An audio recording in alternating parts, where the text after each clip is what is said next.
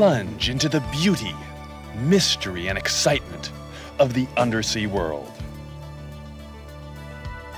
Join us for a visual fantasy of sunken shipwrecks, friendly fish, spectacular coral gardens, and sunken caverns. Grab your mask and snorkel and join us for the next half hour as we explore exotic islands, experience the world's hottest dive destinations, and check out the latest in undersea technologies. And, most important, show you how you can become a certified diver and take the plunge for yourself. It all awaits on the Seacam Journal.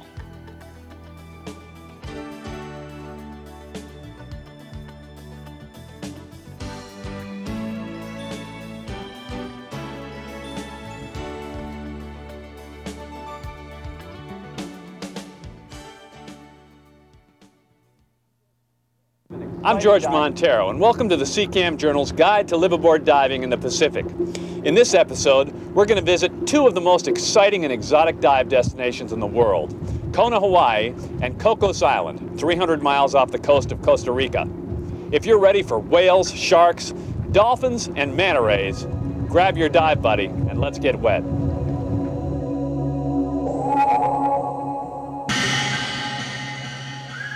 The Pacific Ocean differs radically from the Atlantic and Caribbean in the type of diving and the variety of creatures you're likely to encounter. Larger and wilder creatures are the rule and not the exception. And if you're accustomed to the tame diving of Cayman and Bonaire, you'll definitely need to change mental gears.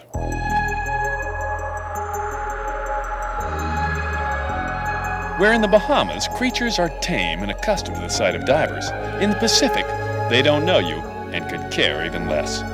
This could cause a few extra heartbeats at times, but the rewards are well worth it, as you will see in our first story.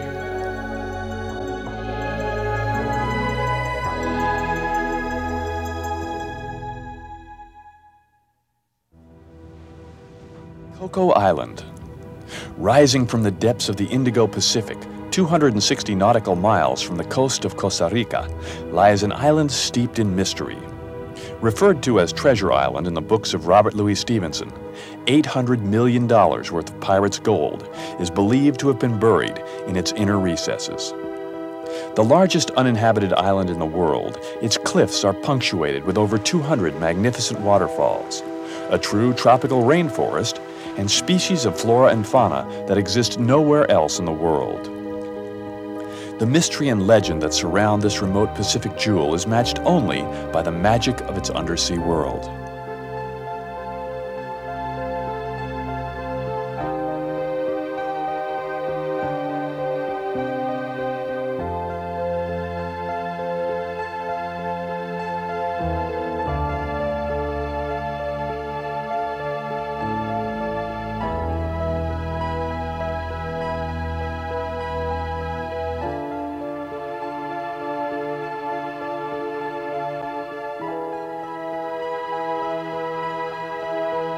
This remote and extraordinary destination is now accessible to sport divers with the arrival of the Okeanos Aggressor.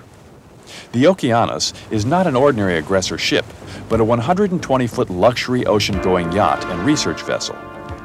Note the helicopter pad on the stern.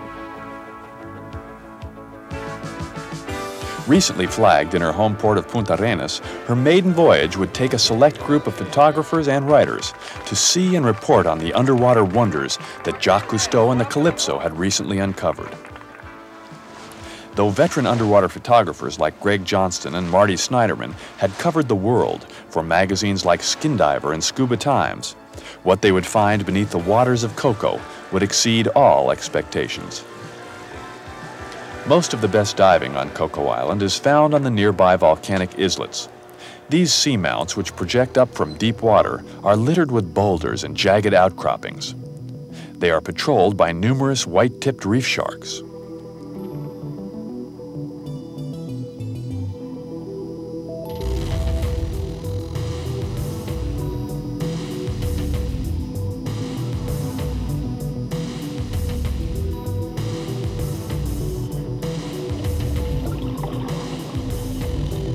Caves and caverns swarm with schooling reef fish.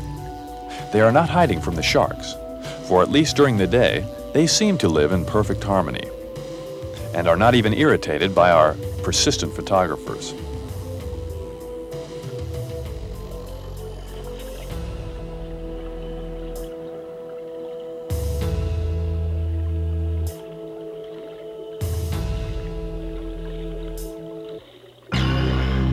If you're lucky, out in the distance, wraith-like schools of hammerhead sharks will soon swim into view.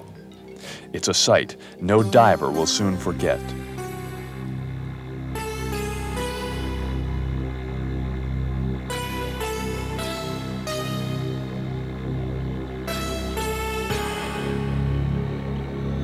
This rare schooling behavior exists only in a few other areas of the world. Galapagos, Cocos' sister island 350 miles to the south, and in the Sea of Cortez to the north. Why it happens, no one yet knows, but the phenomenon attracts scientists and shark authorities from around the globe. Noted underwater photographer and shark expert Marty Snyderman finds Coco an ideal underwater laboratory for studying and photographing these extraordinary creatures. Here you can get close to without having to put a bunch of bait in the water. I think the key is to go down and find one of these areas where there's a bunch of current on a point and just sit there until you see them and then try to get out into them. You've got a very limited amount of time to work with them. It's magic. I mean, you work and work and work to get in them. It doesn't last very long, but it's a lifetime memory. So I think it's unnatural not to have some little start of adrenaline when you see those sharks, or any shark, but the fact is we're not part of their natural diet, and it is as healthy an ocean as it can be out here. I mean, this is an easy, real safe situation.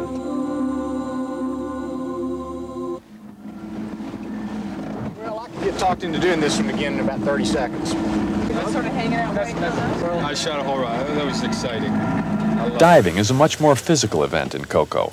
Brisk currents and sheer drop-offs make diving from 8-man inflatables the most practical approach. Though it's a little more strenuous, if you're into seeing large pelagics and some of the wildest underwater sights in the world, it's well worth the extra effort. If you think that was exciting, hold your breath. There's more on the Seacam Journal.